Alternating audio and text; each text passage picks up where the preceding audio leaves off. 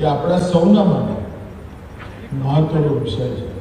જ્યારે આઝાદીની શતાબ્દી દેશ મનાવતો હશે વખતે સમગ્ર વિશ્વમાં દરેક ક્ષેત્રમાં ભારત સર્વપ્રથમ હોય એવા ભારતની રચના આપણા કિશોરો, આપણા યુવાનો અને બાળકો એના સંકલ્પ તરીકે સ્વીકારે એ આપણું ધ્યેય હોવું જોઈએ. વિશેષ કરીને હું જેઠાભાઈનો પણ આભાર માનવા માગું છું.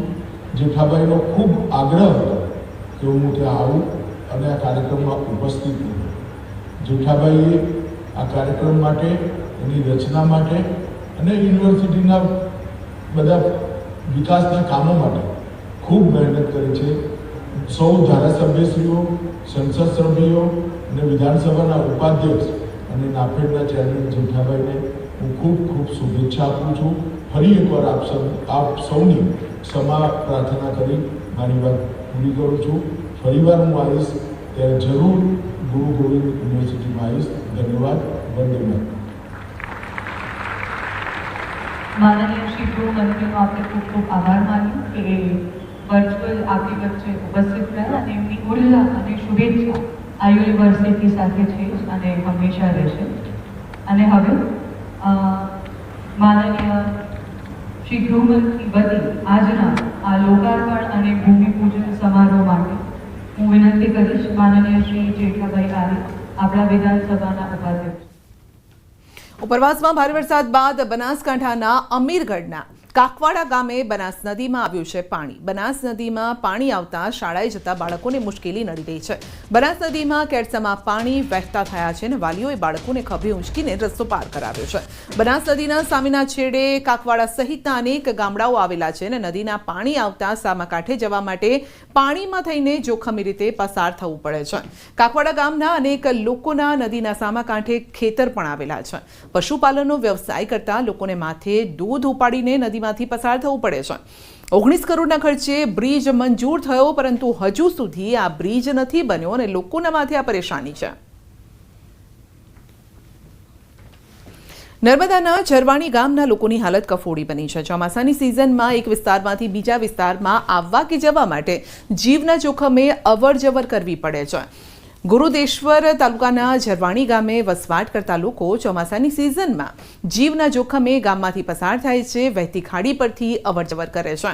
જો ખાડીમાં અચાનક પાણીનો પ્રવાહ વધે તો પાણીના પ્રવાહમાં તણાઈ જાય તેવી સ્થિતિ છે અને છતાં પણ ગામ લોકો આ ભય હેઠળ ખાડીને ઓળંગે છે, અવરજવર કરતા નજરે પડે છે.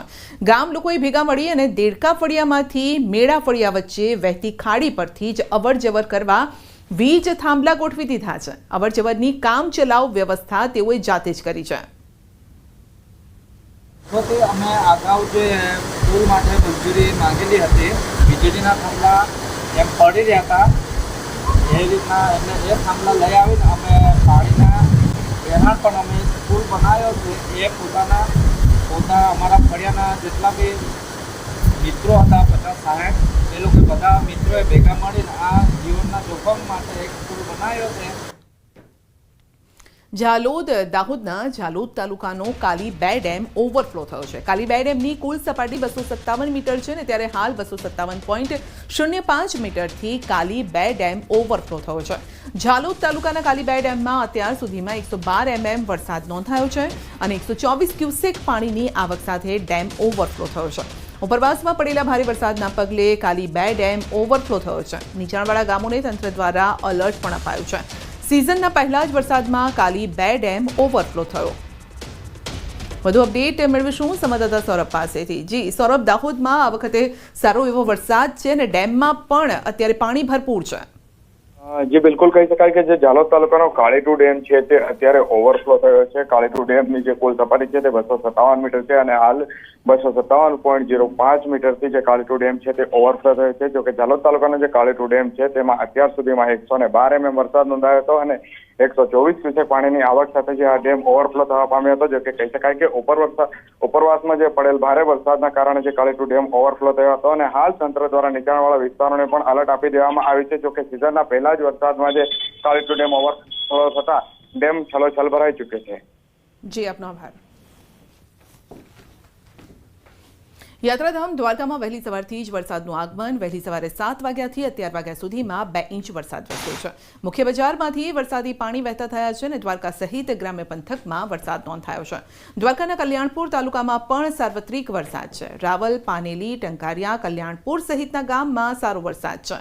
ઉપરવાસના ગામમાં સારા વરસાદના પગલે સૂર્યાવદર સાની ડેમમાં પણ પાણીની આવક થઈ છે અને હાલ સાની ડેમનું નિર્માણ કાર્ય ચાલુ હોવાથી આ વર્ષે હજુ પણ ડેમ પૂરો ભરાશે નહીં. પાયા સુધીનું કામ પૂર્ણ થયું હોવાથી ત્યાં સુધી પાણીની આવક નોંધાય છે અને હજુ પણ ડેમમાં પાણીની આવક ચાલુ છે. આસપાસના ગામોમાં સારા વરસાદના પગલે ખેડૂતોમાં ખુશી છે.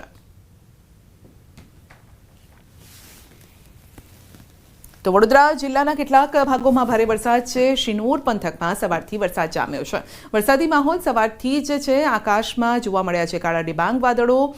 તરવા, ટિમ્બરવા સહિતના ગામમાં વરસી રહ્યો છે વરસાદ. ઠેર ઠેર વરસાદી પાણી વહેતા થયા. વરસાદના પગલે વાતાવરણ ઠંડુગાર બન્યું છે. શિનોર પંથકમાં ખેતીલાયક વરસાદ વરસી રહ્યો છે, જેના પગલે ખેડૂતોમાં પણ ખુશીનો માહોલ છે. પોરબંદરમાં આજે સવારથી જ વરસાદી માહોલ જોવા મળ્યો છે. પોરબંદર તથા રાણાવાવ તાલુકામાં ધીમી ધારે વરસાદ વરસ્યો. સવારે 6 વાગ્યાથી 10 વાગ્યા સુધીમાં પડેલ વરસાદના આંકડાની વાત કરીએ તો પોરબંદરમાં 1 ઇંચ જેટલો વરસાદ નોંધાયો છે, જ્યારે કે રાણાવાવમાં 1/2 ઇંચ વરસાદ વરસ્યો. વાવણી બાદ જરૂરિયાત સમયે જ વરસાદ થતાં ખેડૂતોમાં ખુશીનો માહોલ છે. સુરતમાં ખાડીપુરના પાણી ઓસરતા લોકોને રાહત છે. પાણી તો ઓસર્યા, રહીશોમાં વિરોધ પણ છે. પર્વત પાટિયા વિસ્તારની સોસાયટીના રહીશોની નારાજગી પણ સામે આવી છે. બહાર બેનર લગાવીને નારાજગી વ્યક્ત કરી છે. નંદનવન સોસાયટીના રહીશોમાં ભારે રોષ છે. છેલ્લા 3 દિવસથી આ વિસ્તારમાં ખાડીના પાણી ફરી વળતા પૂર જેવી સ્થિતિ બની. તો દર વર્ષની સમસ્યાથી રહીશોમાં નારાજગી પણ છે. તો આપ જોઈ શકો છો 2 દ્રશ્યો કે જ્યારે વરસાદ વરસે ત્યારે આ વિસ્તાર બેટમાં ફેરવાઈ જાય છે. સર્વત્ર પાણી થઈ જાય છે અને જ્યારે વરસાદ રોકાય તો 1-2 દિવસ બાદ એ પાણી ઓસરતા હોય છે, પરંતુ ત્યાં ગંદકીનું સામ્રાજ્ય પણ ફેલાઈ જાય છે, જેનાથી રહીશો નારાજ છે. અનેક વખત રજૂઆત કરી તંત્રને કે આ પાણી નિકાલની કોઈ વ્યવસ્થા કરવામાં આવે, જેથી ભલે ગમે તેટલો ભારે વરસાદ વરસે પરંતુ પાણી ત્યાંથી વહી જાય. કારણ કે ફક્ત ઘરને નુકસાન નથી પહોંચતું, નાના મોટા જે વેપારીઓ છે, દુકાનો આવેલી છે તેમાં પણ પાણી ફરી વળે છે, જેના કારણે જે માલસામાન દુકાનમાં રાખવામાં આવ્યો હોય તે પણ પલળી જાય છે અને મોટું નુકસાન વેઠવું પડે છે. જેથી રહીશોએ બેનર લગાવીને વિરોધ નોંધાવ્યો છે. સોસાયટી બહાર આ બેનર લગાવવામાં આવ્યા છે અને નારાજગી વ્યક્ત કરી છે.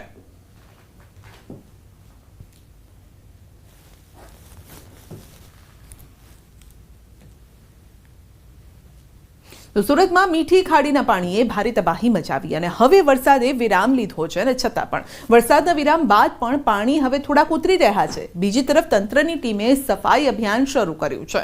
તો 4 દિવસથી પાણી ભરાયા હોવાથી લોકોને હાલાકી પડતી હતી. નીચાણવાળા વિસ્તારોમાં પાણી હવે ઓસર્યા નહોતા. થોડા સમય બાદ આ પાણી ઓસરી રહ્યા છે અને ત્યારે હવે મનપાની ટીમ આવી છે, કામે લાગી છે. પ્રભાવિત વિસ્તારોમાં યુદ્ધના ધોરણે સુરત મહાનગરપાલિકા દ્વારા સફાઈ અભિયાન હાથ ધરાયું છે. સાફ સફાઈ બાદ આરોગ્ય વિભાગ દ્વારા પણ દવા છાંટવાની કામગીરી કરવામાં આવી છે. વડોદરાના વાઘોડિયામાં મેઘરાજાની બેટિંગ ભર બપોરે સાંજ પડી હોય તેવા દ્રશ્યો છે. ધોધમાર વરસાદના પગલે રોડ રસ્તા પાણી થયા. મુખ્ય બજારમાં નદીની જેમ વહેણ વહેવા લાગ્યા. વાહન ચાલકોની વિઝિબિલિટી ઘટતા લાઇટનો સહારો લેવો પડ્યો છે અને રોડ પરના ખાડાઓમાં વરસાદી પાણી ભરાતા વાહન ચાલકોને હાલાકી પડી.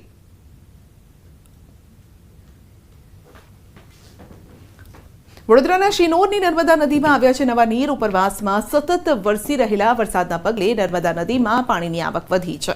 સતત નર્મદા નદીમાં પાણીની આવકમાં થઈ રહ્યો છે વધારો અને પાણીની આવકને લઈને નર્મદા નદીની જળસપાટીમાં વધારો થયો છે. તો ડાંગમાં વરસાદ બાદ ખીલી છે પ્રકૃતિ.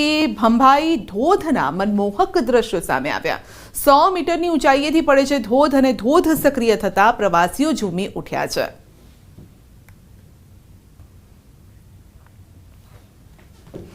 અમદાવાદમાં રિવરફ્રન્ટનો આહલાદક નજારો જોવા મળ્યો છે. રિવરફ્રન્ટ પર ગાઢ ધુમ્મસ છવાયું છે. આહલાદક માહોલ વચ્ચે અમદાવાદીઓની મોજ મસ્તી. વહેલી સવારથી લોકો રિવરફ્રન્ટ પર આહલાદક માહોલની મજા માણવા માટે પહોંચી ગયા છે. વરસાદી માહોલ વચ્ચે અમદાવાદીઓ સાયકલિંગની મજા માણતા પણ જોવા મળ્યા હતા. अच्छा है। मतलब हवा इतनी अच्छी चल रही है और इतनी प्यारी बारिश है, तो ये मेरे सिस्टर और मेरा भांजा ये आए हैं, तो I have taken them to here to enjoy this weather. अच्छा, कहाँ से आए हैं? ये नोएडा से आए हैं। बहुत कंजस्टेड सा है, मतलब नोएडा इतना नहीं है, बट दिल्ली जाते हैं वो कंजस्टेड है, but this is better. Ahmedabad में पहले सवार थे। તો સુરતના માંગરોળના પીપોદરા ગામે કરંટથી 7 પશુઓના મોત થયા છે। જીઆઈડીસી વિસ્તારમાં વીજ ડીપીમાં શોર્ટ સર્કિટથી દુર્ઘટના સર્જાઈ છે, તો વિચલિત કરી દેતી આ ઘટના સીસીટીવીમાં કેદ થઈ છે। 2 ગાય, 2 વાછરડા અને 3 આખલાના સ્થળ પર મોત થયા છે। સ્થાનિક લોકોએ પોલીસને તાત્કાલિક જાણ કરી પ્રશાસને વીજ વ્યવસ્થા સુધારવા માટે હાકલ કરી છે। તો ડમ્પરની બેફામ રફતાર, એકનો લેવાયો છે ભોગ। નંબર વગરના ડમ્પરે મારી છે ટક્કર, એકનું મોત થયું છે।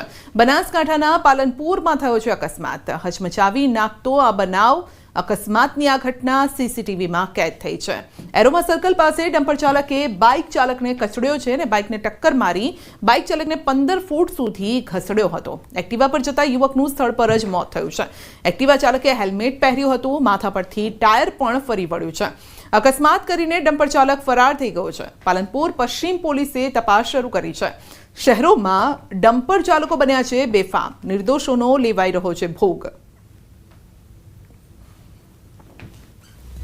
તો સવાલ થઈ રહ્યા છે કે કેમ ટ્રાફિક પોલીસને આવા ડમ્પર, જે મોતના ડમ્પર છે તે કેમ નથી દેખાતા? શા માટે શહેરની વચ્ચેથી દોડી રહ્યા છે આવા યમદૂતો? યમદૂત બનીને ફરતા ડમ્પર ઉપર કાર્યવાહી ક્યારે કરવામાં આવશે? શું આ રીતે જ ડમ્પરો લોકોના ભોગ લેતા રહેશે? નંબર વગરના આવા ડમ્પર જેની સામે કેમ કોઈ કાર્યવાહી નથી કરવામાં આવતી? અને હવે માતા પિતા માટે આ કિસ્સો જાણવા જેવો છે। માતા પિતા, તમારા બાળકોનું ધ્યાન રાખજો, કારણ કે નવસારીનો આ બનાવ છે। દરેક વાલીઓ માટે ચેતવણી રૂપા કિસ્સો છે। રમતા રમતા બાળક કાર નીચે આવી ગયું, બાળકનો ચમત્કારિક બચાવ થયો। ઘટના સીસીટીવીમાં કેદ થઈ છે। ગણદેવીમાં 3 વર્ષનું બાળક રમતા રમતા આંગણ પાસે પહોંચી ગયું અને વરસાદી માહોલમાં તે સમયે કાર પ્રવેશી હતી, તો બાળક કાર નીચે આવી ગયું હતું। જો કે તે જ સમયે એક મહિલા ઘરમાંથી બહાર આવતા તેની નજર પડે છે અને બૂમાબૂમ કરે છે, જે બાદ કાર ચાલકે કાર રોકી હતી। બૂમાબૂમ કરતા પરિવારના સભ્યો દોડતા થઈ ગયા હતા। કાર નીચેથી બાળકને સલામત રીતે બહાર કાઢવામાં આવ્યું છે। તો બાળક 2 ટાયરની વચ્ચેના ભાગમાં આવી ગયું હતું અને દ્રશ્યમાં પણ આપ જોઈ શકો છો, જે કાર ચાલકને ન દેખાયું। જો કે સારી વાત એ રહી કે ટાયર તેના ઉપરથી નથી ફરી વળ્યું, નહીતર કદાચ એ બાળક બચી પણ ન શકત। સુરેન્દ્રનગરમાં ચોંકાવનારી ઘટના બની છે। વઢવાણ શહેરની કસ્બા શેરીના નાકે ચાલીને જઈ રહેલ એક આધેડ અચાનક પડી જતા મોતને ભેટ્યા છે। આધેડ ચાલીને જઈ રહ્યા હતા અને તે દરમિયાન અચાનક તબિયત લથડતા પડી ગયા, રસ્તા પર પટકાઈ ગયા અને મોત નીપજ્યું છે। પ્રાથમિક તપાસમાં આધેડને હૃદયરોગનો હુમલો આવતા રસ્તા પર પડી ગયા હોવાનું અનુમાન છે અને આ ઘટનાના સીસીટીવી સામે આવ્યા। ભાવનગરથી પોતાના સગાના ઘરે આવેલ આધેડનું મોત થયું છે અને પરિવારજનોમાં શોકનો માહોલ છે। ગુજરાતી પરિવારમાં જન્મેલા અભિનેત્રી શેફાલી જરીવાલાનું નિધન થયું છે। કાંટા લગાના રીમેક સોંગથી ફેમસ થયા હતા। આ એક્ટ્રેસ શેફાલી જરીવાલા 42 વર્ષે તેમનું અવસાન થયું। એક્ટ્રેસનો જન્મ વર્ષ 1982માં ગુજરાતી પરિવારમાં થયો હતો। તે આણંદની સરદાર પટેલ યુનિવર્સિટીમાંથી ઇન્ફોર્મેશન ટેકનોલોજીમાં એન્જિનિયરિંગનો તેમણે અભ્યાસ પૂર્ણ કર્યો હતો। શરૂઆતથી જ તે ફિલ્મ જગતનો ભાગ બનવા માંગતા હતા અને તક મળતા તે સપના પૂરા કરવા માટે ગુજરાતથી મુંબઈ આવ્યા। 19 વર્ષની ઉંમરે જ વર્ષ 2002માં તેમણે મ્યુઝિક ઇન્ડસ્ટ્રીઝમાં એન્ટ્રી કરી હતી અને તેમનું એક ગીત એટલું સુપરહિટ થયું કે રાતોરાત સ્ટાર બની ગયા। તેણી બિગ બોસ સિઝન 13માં પણ ભાગ લઈ ચૂક્યા હતા। તો હૃદયરોગના હુમલાથી મોત થયાનું પ્રાથમિક તારણ છે। મૃતદેહને પીએમ અર્થે ખસેડી અને તપાસ હાથ ધરાઈ।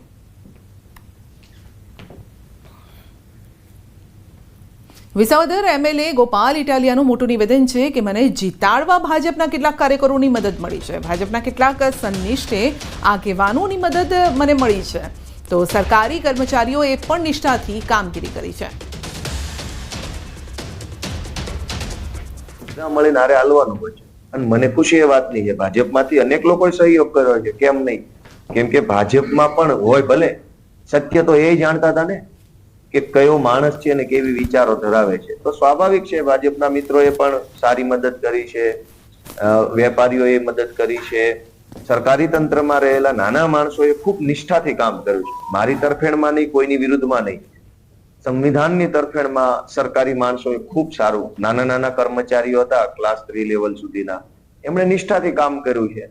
અમુક મિત્રોએ નથી બરાબર કામ કર્યું. તો બધાની આ જીતની અંદર બધાની ભૂમિકા છે, નાના હોય મોટા હોય, ભાજપમાં હોય, આપમાં હોય, સમાજમાં હોય, સૌએ પોતાની જવાબદારી સમજીને આ ચૂંટણીમાં કામ કર્યું, ત્યારે જ તો મને જીત મળે છે.